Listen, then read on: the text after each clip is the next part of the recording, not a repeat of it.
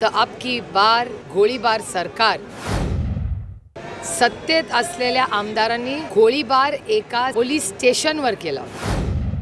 त्या शाहू फुले आंबेडकरांच्या महाराष्ट्रात हे कधीच नव्हतं। नमस्कार। आज तमाम महाराष्ट्र आणि भारतातल्या ज्या भारताच्या सुपुत्राने आपल्याला संविधान दिलं, समतेया याची चर्चा होत होती, ते वास्तवतेत आणून दिलं। अशा भारतातल्या ह्या सगळ्यात आपल्या सगळ्यांच्या लाडक्या आणि कर्तृत्ववान सुपुत्राचा आज आशीर्वाद घेण्याच्या निमित्ताने आपण आज सगळे जमलेलो आहोत। मी भारतरत्न डॉक्टर बाबासाहेब आंबेडकरांना अतिशय विनम्रपणे वंदन करते आणि ते जे संविधान त्यांनी आपल्या देशाला दिले, हे देशाचं नाही पण जगातलं सगळ्यात अतिउत्तम असं संविधान आहे। त्याची जपवणूक, त्याचा मान सन्मान आमच्याकडून कायम केला जाईल आणि हे संविधान हे टिकवण्यासाठी आणि त्याचा मान सन्मान हा आमच्याकडून आमच्या शेवटच्या श्वासापर्यंत हा केला जाईल। ताई, खरं तर महाराष्ट्रात कायदा आणि सुव्यवस्थेचा प्रश्न निर्माण होतो। आज सकाळी सलमान खान जे प्रसिद्ध अभिनेते आहेत त्यांच्या घरासमोर गोळीबार झालेला आहे। एकीकडं नेते सांगतायत की पंतप्रधान नरेंद्र मोदी हे 2014 पासून पंतप्रधान झाल्यापासून कायदा सुव्यवस्था व्यवस्थित आहे, बॉम्बस्फोट झाले नाही, दंगल झाली नाही, तर दुसरीकडं अशी परिस्थिती निर्माण होते। नाही, मला चॅनल्सवर आज सकाळी सलमान खान यांच्या घराबाहेरची घटना झाली, धक्कादायक होती।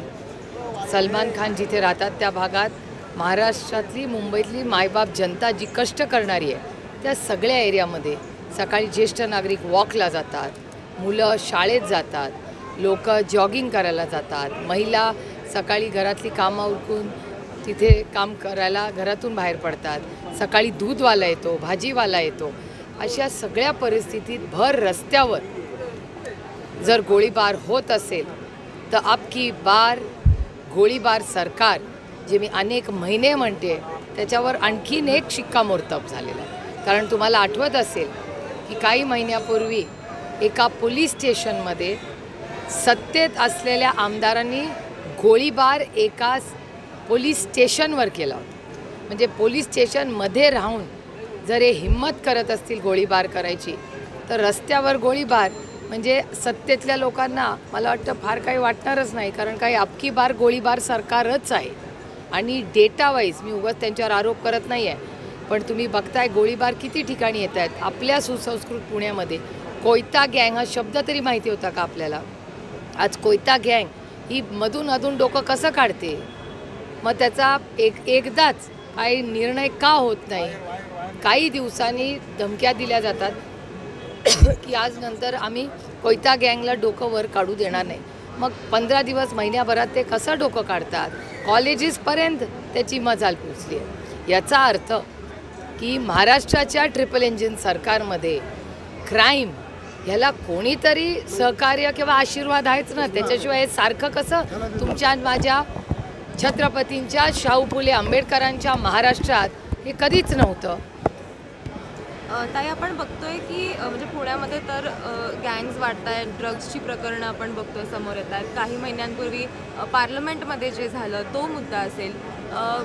हा देश आपला आपण जर बघितलं रिपब्लिक डेला देखील जे प्रिॲम्बलचा फोटो शेअर केला होता, त्याच्यातनं सेक्युलर हा शब्द नसलेलं जे प्रिॲम्बल होतं ते शेअर करण्यात आलं होतं। कुठेतरी या सरकारचं जे धोरण आहे ते बदलत चाललं आहे का आणि कुठे जाणार आहे आपला देश? भारतीय जनता पक्षाचे खासदारच म्हणले होते की आम्हाला संविधान बदलायचं आहे। मी म्हणत नाही आहे ना, माझा आरोप आहे। तुमच्या सगळ्यांच्या चॅनलवर भारतीय जनता पक्षाचे एक खासदार म्हणाले होते की आम्हाला संविधान बदलायचं आहे। ह्याच्यातूनच कळतं ना, शेवटी पोटातलं कधीतरी ओठात येतंच। ज्या पद्धतीने चंद्रकांत दादा बारामतीला येऊन म्हणतात आम्हाला शरद पवारांना संपवायचं आहे, मग आणि एक भारतीय जनता पक्षाचे खासदार म्हणतात आम्हाला संविधान बदलायचं आहे, मग दुसरा एक गोळीबार पोलीस स्टेशनमध्ये करतात। आज सलमान खानांच्या घराच्या बाहेर गोळीबार झाला आहे। त्यामुळे आज राज्याची काय परिस्थिती आहे तुम्ही उघड्या डोळ्यांनी बघताय। Complete failure of the home ministry आणि सरकार। संविधान सपण्याची भीती वाटते का? एकूणच भाजप सरकार पुन्हा आलं, पण भाजपकडून सातत्यातलं बोललं जात आहे ना, भारतीय जनता पक्षाचे खासदारच म्हणाले ना की आम्हाला संविधान बदलायचं. ह्याच्यावर आणखीन प्रूफ काय पाहिजे तुम्हाला? फडणवीस म्हणतात सूर्यचंद्र तारे तोपर्यंत संविधान बदलणार.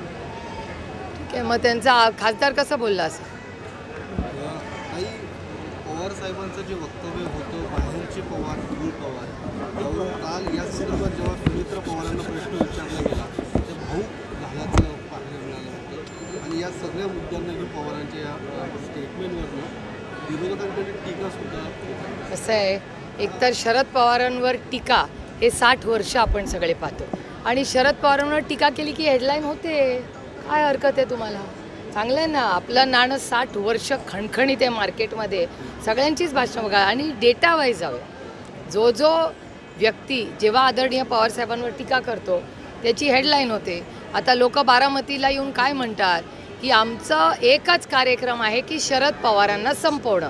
त्याच्यामुळे रोज काही ना काहीतरी शरद पवारांच्या विरोधात कट कारस्थान हे चालूच आहे. आणि शेवटी ते बारामतीहून म्हणलेच ना की आम्हाला शरद पवारांचा संपवायचं आहे. त्याच्यामुळे काहीही करून त्यांना संपवायचं हेच त्यांचं षडयंत्र आहे. सुनांचा अपमान झालेला आहे असं महिला विकास या काय माझ्या काय कानावर असं आलेलं नाही. मी माझ्या वाचनातही आलेलं नाही ना माझ्या कानावर आले. त्याच्यामुळे मला यातली खरंच काही माहिती नाही. कारण मला खरंच एक तर माझ्या ऐकण्यात आणि वाचण्यात आज सकाळच्या वर्तमानपत्रातनं कालच्या हे आलेलं आहे आणि माझ्या कानावर कुठेच आलेलं नाही. कारण मी माझ्या लोकसभा मतदारसंघात प्रचंड दुष्काळ आहे.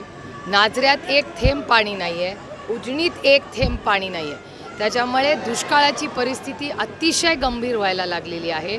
शेतकऱ्यांना पिण्यासाठी पाणी नाही आहे. बावधनसारख्या ठिकाणी जो शहरी भाग आहे तिथे टँकर्स वेळेवर पोचत नाहीत. त्याच्यामुळे दुष्काळाची इतकी गंभीर परिस्थिती आज बारामती लोकसभा मतदारसंघात आहे आणि मी त्याच कामात व्यस्त आहे. आजही सकाळपासून मला 6-7 फोन जे आले सकाळी ते पाण्याच्याच प्रश्नासाठी आले. आणि जर पाणीच आपण ना ग्रामीण भागात ना शहरात लोकांना एप्रिल महिन्यात पोचवू शकलो तर पुढे काय करणार आपण? आणि ही गोष्ट मी डिसेंबरपासून या सरकारला सांगते की पाण्याचा प्रश्न गंभीर होत चाललेला आहे. माझी विनम्र विनंती आहे, राजकारण होत राहील पण पाण्याचा प्रश्न कृपा करून लाईटली घेऊ नका. हे मी डिसेंबरपासून वारंवार महाराष्ट्र सरकारला विनंती करते. शेतकरी अडचणीत आहे, नागरिक अडचणीत आहे, त्यातून विजेचा दर वाढलेला आहे. बावधनसारख्या सूजसारख्या अनेक भागांमध्ये वीज मिळत नाही. वर्क फ्रॉम होमसारखं काम करणाऱ्या लोकांनी विजेचं कसं करायचं? जर लाईटच नसेल तर त्यांनी काम कसं करायचं? त्यामुळे बारामती लोकसभा मतदारसंघात प्रचंड अशी आव्हानं आज माझ्यासमोर आहेत आणि मी त्या कामात प्रचंड व्यस्त आहे कारण आपले लोक हे अडचणीत आहेत. पुणे विभागात 350हून अधिक खाजगी टँकर सुरू आहे. आपल्या बारामती लोकसभा मतदारसंघ असेल, शिरूरमध्ये असेल, अनेक ठिकाणी खाजगी टँकरनी पाणी पुरवठा केला जातो आहे. पालकमंत्री असतील जी तत्परता दाखवली पाहिजे ती दिसत नाही आहे असं बोलले पण काल. हो पण खरं आहे ना, महाराष्ट्र सरकार सिरियसच नाही आहे दुष्काळाच्या बाबतीत. डिसेंबरपासून मी म्हणते दुष्काळ आणि वास्तव बघा ना. मी उगाच आरोप करत नाही, डेटा बघा. तुम्ही उजनीचे जाऊन फोटो मागवा तिथून किंवा नाझरे धरणात काय परिस्थिती आहे बघा. आणि महाराष्ट्र सरकारने स्वतः कबूल केलेलं आहे की राज्यामध्ये फक्त 35% पाणी आहे. आज तुम्ही बघताय आज अवकाळी पाऊस झालेला आहे. मग हे क्रायसिस नाही आहे? मग ह्याच्यासाठी वेळ नाही आहे महाराष्ट्र सरकारला? एकीकडे दुष्काळ, एकीकडे अवकाळी पाऊस, शेतकऱ्यांनी जगायचं कसं? आणि महागाईनी तर कंबरडं मोडलंच आहे शहरातल्या लोकांचं. आणि लवजिहादच्या नावाखाली पुणे विद्यापीठामध्ये विद्यार्थ्यांना मारहाण करण्यात आली. शहरभरात गेल्या महिनाभरामध्ये 22 घटना घडल्या आहेत. मुस्लिम जे आहेत त्यांच्यावरती हल्ले होण्याचे प्रकार आहेत. मी हेच तर तुम्हाला सांगते आहे, कुठल्या ना कुठल्या निमित्ताने पुण्यासारखं सुसंस्कृत शहर, छत्रपतींचं, शाहू फुले आंबेडकरांचं सुसंस्कृत पुणे, याच्यामध्ये कोयता गँग असेल, कुठला ना तर कुठला क्राईम वाढतोय ना. ह्याला जबाबदार कोण आहे? होम मिनिस्ट्रीचा फेलियर आहे. सारख्या घटना कशा होतात? आणि महाराष्ट्रात क्राईम वाढतोय हे मी म्हणत नाही आहे, केंद्र सरकारचा डेटा सांगतो. मुस्लिमावरती जाणून बुजून हे सगळे हल्ले केले जात आहेत. सगळ्यांवरच केले जात आहेत. महिलांवरचे हल्ले वाढले. देश विदेशातील प्रत्येक घडामोडींचे लाईव्ह अपडेट मिळवण्यासाठी आता साम टीव्हीच्या सर्व सोशल मीडिया प्लॅटफॉर्मला लाईक, फॉलो आणि सबस्क्राईब करा. तसंच सर्व नोटिफिकेशनसाठी बेल आयकॉन प्रेस करायला विसरू नका.